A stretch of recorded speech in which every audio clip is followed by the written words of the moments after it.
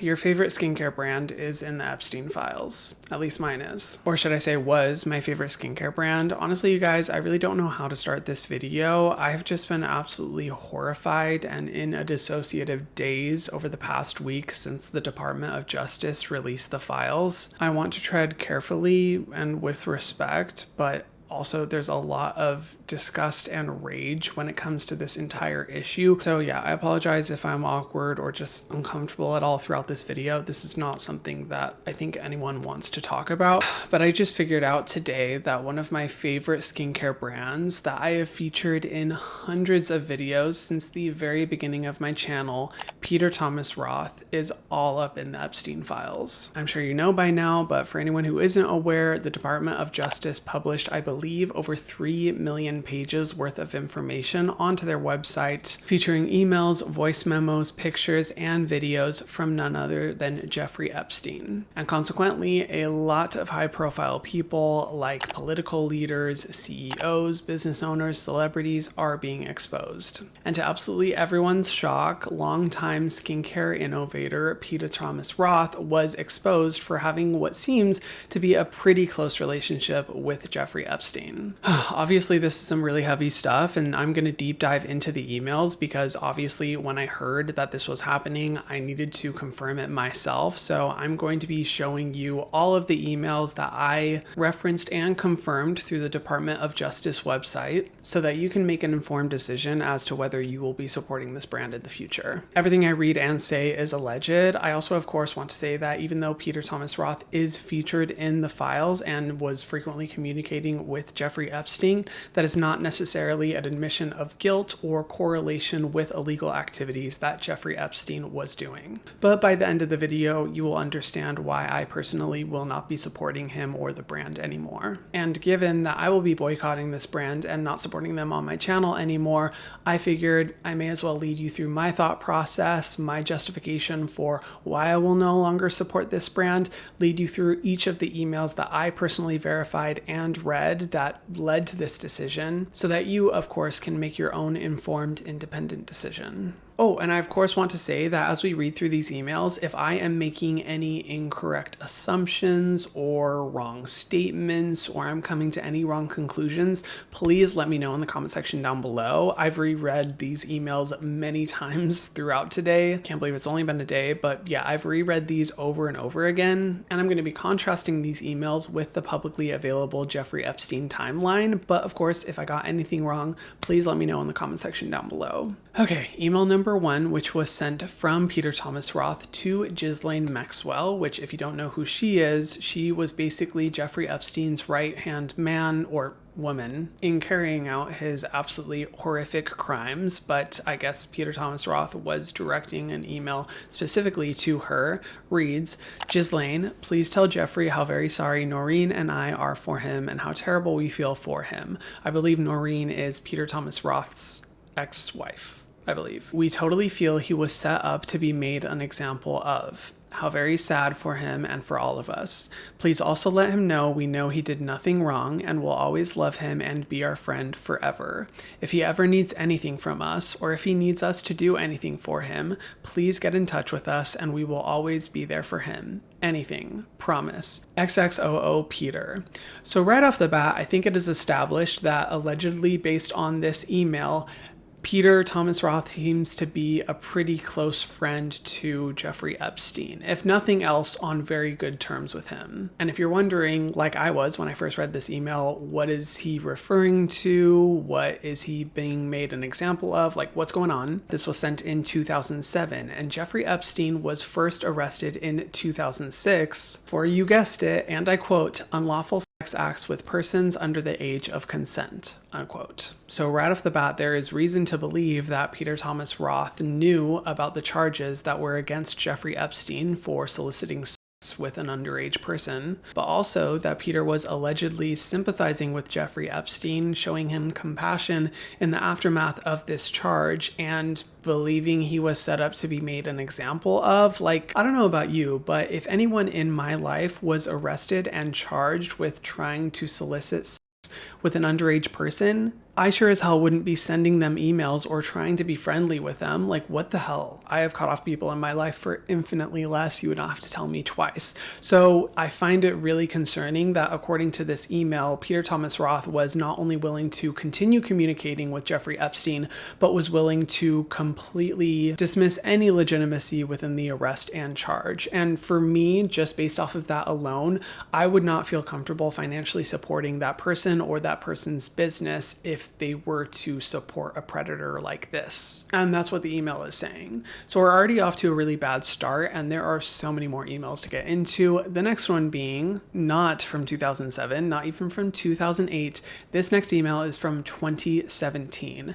Now, if you're not familiar with the timeline of Jeffrey Epstein, I will have a link down in the description box if you want to check it out so you can see all the different stages of charges, leaks, and illegal activities that were exposed that Jeffrey Epstein had been doing for decades. But by 2017, Epstein had been arrested, charged, and sentenced to 18 months in jail, served 13 months in jail before he was released early. His victim, Virginia Roberts, came forward with her story about being in slavery. He was sued by multiple victims. I don't know how many, but all the sources I read said that there were many victims that sued him, and there was even a lawsuit against Ghislaine Maxwell. So by this point, so much had happened to be able to basically prove to anyone with eyes that this person is not a good person and not someone who you should be communicating with or trying to establish or maintain a close connection with. But in 2017, according to this file published by the Department of Justice, Jeffrey Epstein emailed, "Sunday at 2, Peter Thomas Roth is coming to my house to explain to all the girls about skin creams, cleansers, and such. You are welcome." Now, already a lot of people are speculating about the term girls being used. Given Jeffrey Epstein's history of horrific trafficking and abuse, I feel like that term is really, really gross to read in relation to Peter Thomas Roth. But regardless, whatever the situation was, whoever Peter Thomas Roth was presenting to, this is alleged confirmation that Peter Thomas Roth is still closely connected to Jeffrey Epstein. Allegedly. Sorry, I'm going to be saying that like a million times throughout this video. The emails continue in 2018, and this one is allegedly from Peter Thomas Roth himself to Jeffrey Epstein. "I sent you a little care package of 6 of each of my new Hungarian moisturizer and mask for your team to try. Also a dozen of the current February and March issues of the magazines my ads are in. Please note Sports Illustrated swimsuit issue, Vogue, Bazaar, People, etc. My favorites. Just to put a smile on your face. I'm having fun."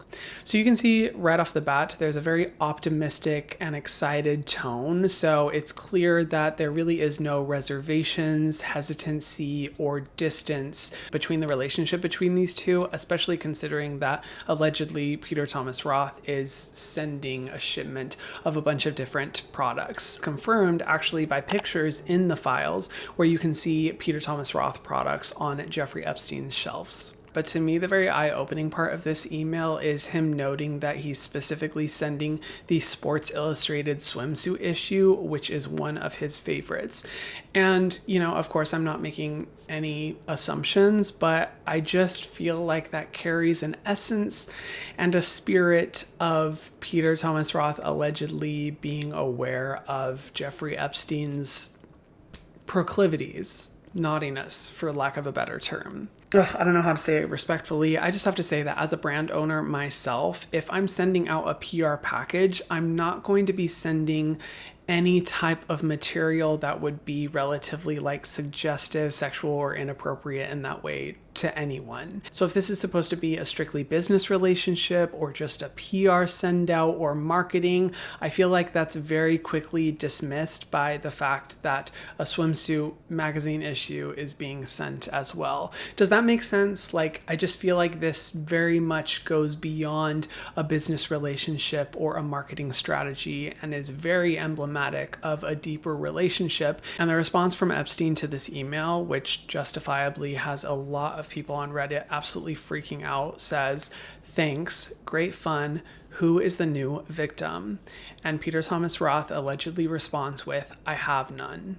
It's just, I don't know. Given that in this short email chain, there's a mention of a suggestive swimsuit issue being gifted to Epstein, and Epstein specifically using the word victim when we know how horrifying his history is and what type of business he was involved in, and considering how random that response is, not to mention that in a lot of Peter Thomas Roth's alleged emails, he seems to be very expressive, very animated. He uses a lot of emojis, exclamation points, excitement, passion within the way that he types.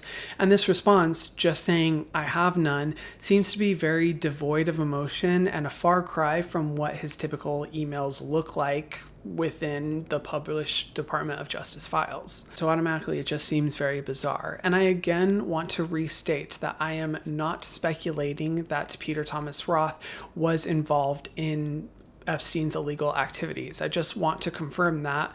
However, due to these, alleged emails from Peter Thomas Roth, it feels icky. It feels really gross. And I have to say, there was a lot of emails I read that were allegedly from Peter to Jeffrey Epstein, and every single one of them had just this really excited, optimistic tone to them. There was definitely a spirit of Peter really wanting to maintain a close relationship with Epstein. It just does not seem like Peter was trying to create any distance between the two of them. It's quite the opposite, actually. And with how close it seems they were from the emails, I would believe that there would be an ample amount of time to learn about the values, character, and morals of someone like Epstein.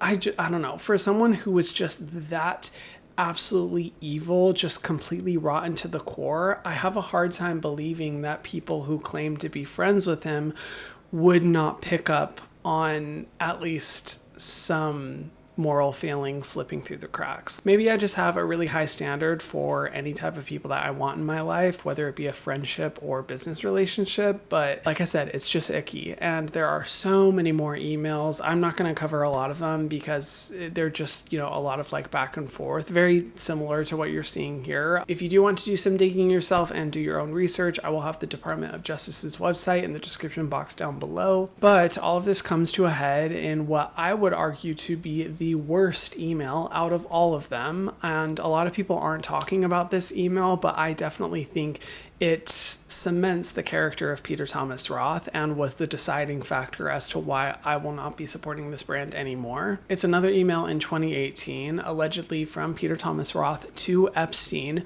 where he links a page 6 article and captions it, "Great picture of you." What is the article? Let me show you. So the title says, "Steve Bannon trying to get on disgraced Jeffrey Epstein's good side."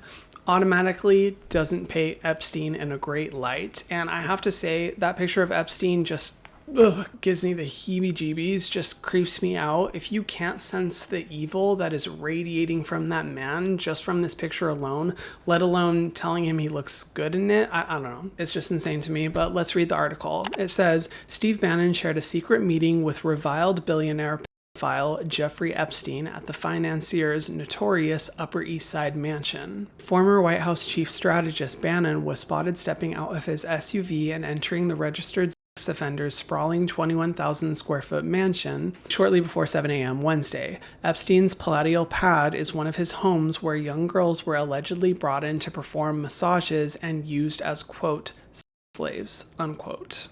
So not only did Peter allegedly solicit this article, get the link, share it with Epstein, which details the allegations and charges that Epstein has had against him, and literally spells out within the first 3 paragraphs how Epstein is a pedophile, but sends it directly to Epstein saying, "Great picture of you." It's just disgusting. And I know that this doesn't compare to the other levels of horror that are present within the Epstein files, but I just cannot look past this because him allegedly still wanting and attempting to maintain a close relationship with Epstein in the midst of all of these horrific allegations and lawsuits and press releases. In 2018, there is absolutely no excuse for his alleged association, gifting of products, maintained friendship, or consistent communication after the allegations against Epstein came out. And on top of that, his friendly tone and joking attitude around such serious allegations and convictions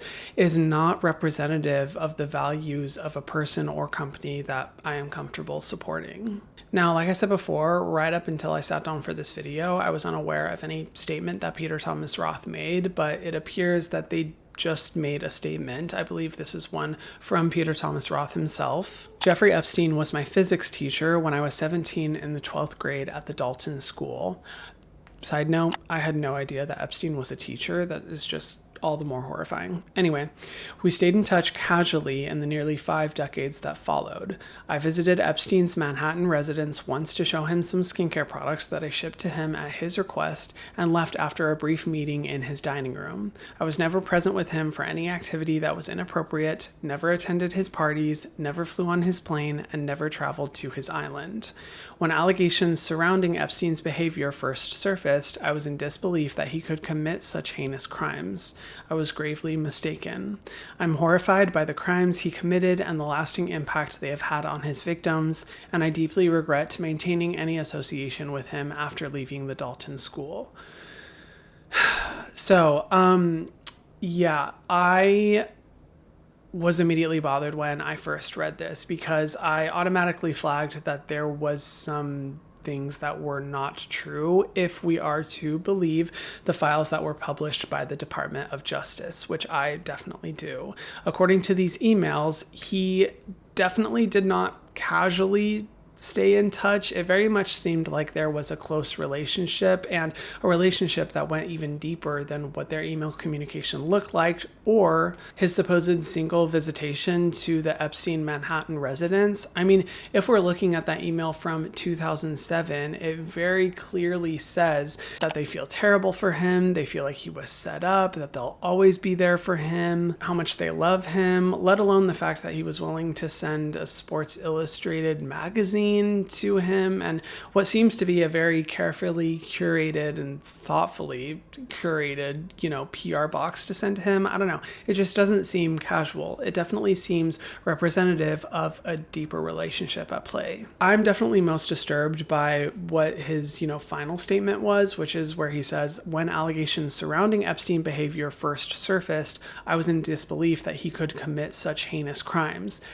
It does not seem like that from the emails posted by the Department of Justice. I mean, from what I can see, he emailed him a link to an article detailing the different allegations way after they happened. I mean, he was first arrested and charged in 2006. This email detailing the allegations in an article that he was joking about was sent in 2018. I do think that just based off of what we're seeing with these emails that were posted by the Department of Justice, in addition to Peter Thomas Roth's statement, things aren't adding up. It's not making sense. It seems like there is some manipulation at play. And based off of what I have seen with my own 2 eyes, that is unforgivable, and I no longer feel comfortable supporting the brand.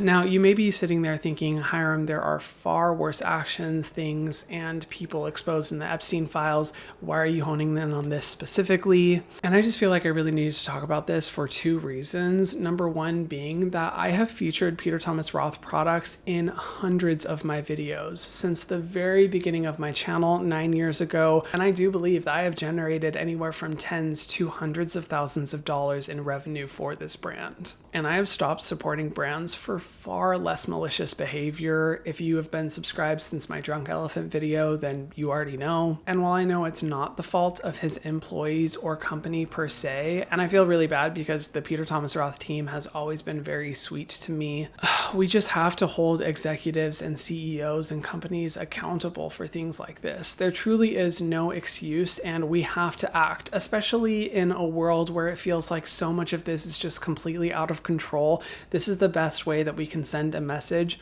with our dollars, and I'm going to be withholding mine from Peter Thomas Roth. But truthfully, the second reason I wanted to make a dedicated video talking about this and deep diving into this is that I'm just not seeing enough people talking about this issue. It truly is so horrifying reading these files or watching people break them down. And I'll be fully transparent.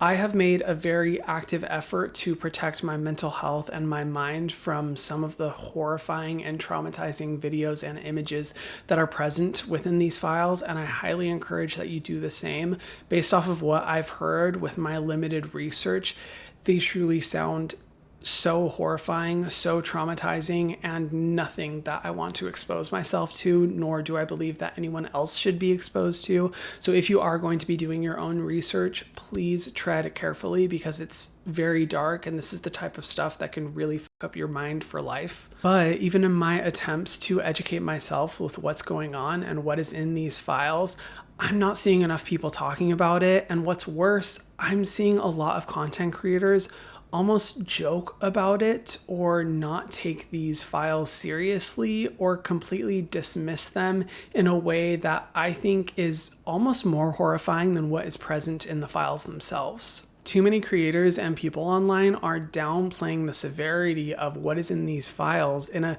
joking way so they can get likes and get clout or for whatever reason, which we have to stop, because the only thing that is worse than what's in those files is if we actively ignore it. And that's what I'm seeing. By joking about how your favorite celebrity isn't in the Epstein files or downplaying it, we are actively desensitizing ourselves to this issue, which will only pave the way for more powerful people to continue doing horrible things like this in the future.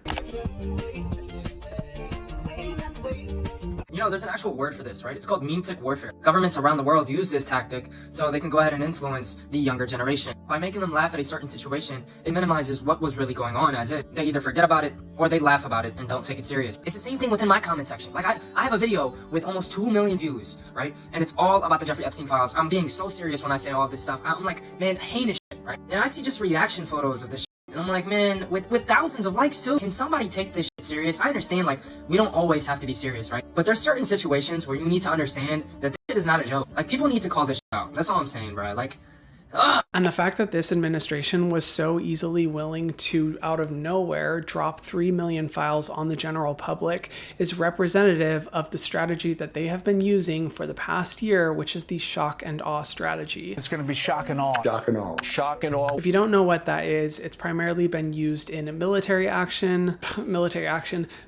strategy, which is also known as rapid dominance. And it's where you use, quote, overwhelming power and spectacular displays of force to paralyze the enemy's perception of the battlefield and destroy their will to fight. Trump's onslaught of executive orders and actions are about paralyzing the population with shock and awe so we disengage. Shock and awe was originally a military strategy to literally shock the enemy with overwhelming sudden force, paralyzing them so much that they surrender. But it's also a political strategy to advance unpopular policies that usually enrich the few while the public is disoriented. As author Naomi Klein writes in her book, The Shock Doctrine, studies show that when humans get overloaded with information, we become passive and disengaged. It is exactly what this administration is doing, because they know that if they can shock and overwhelm us and our nervous systems and push all of this horrifying and truly unbelievable information and crimes on us, we're going to be so overwhelmed, so in shock, and so dismissive that we'll let them get away with it. Ask any social scientist, it is what this administration has been doing since the second that they took office. And not to get too tinfoil hat, but I believe that we are actively falling into this trap by being desensitized to what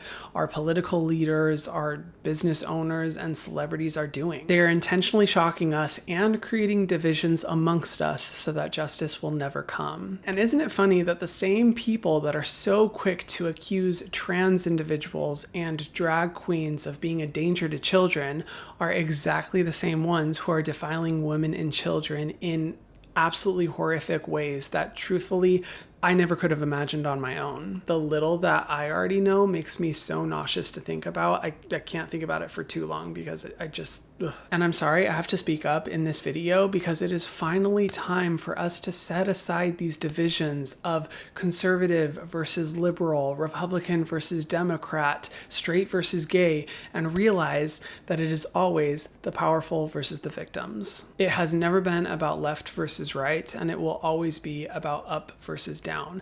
They are intentionally creating divisions amongst us so that we are paralyzed and not able to make any change. And the only way that we can fix that is by holding these people accountable and talking about it. So please spread the message, do your own research, look at these files yourself, call out any creators or people online who are joking about this stuff because it's not funny, it's serious. We truly have no idea how many victims there are. We are underreacting, we need to be angrier, and we need to hold every single predator accountable. So in my own small way, I'm going to do that by no longer supporting Peter Thomas Roth, and I would implore you to do the same. I would also suggest that if you do have any Peter Thomas Roth products, please do not throw them away. The last thing we need to do is be contributing to the already existing environmental plastic pollution issues that currently exist. So just use the rest of your product and find some replacements. If you do want any alternative suggestions, I will link videos in my description box down below to hook you up with the best cleanser, serum, moisturizer, sunscreen, all of that, so that you no longer have to use any Peter Thomas Roth products. And yeah, guys, I'm sorry to have to make such a disgusting video like this. I feel so just icky and gross having to talk about something like this, but it's so much better that we talk about it so that action can come about than continue to ignore what these powerful people are doing, what our administration is doing. And it finally seems like things are starting to change, so let's ride this wave. Please educate yourself, talk about what's happening, join protests, just start doing something, no matter how small it is. It's making a difference, and we can collectively make a change and hold these disgusting people accountable for their actions. I am once again going to say that everything in this video is alleged. I encourage you to do your own research, and all of what I have said is purely speculation based off of what I have seen in the Department of Justice's published files and press statements. Thank you guys so much for watching. I love you all so much, and please be safe.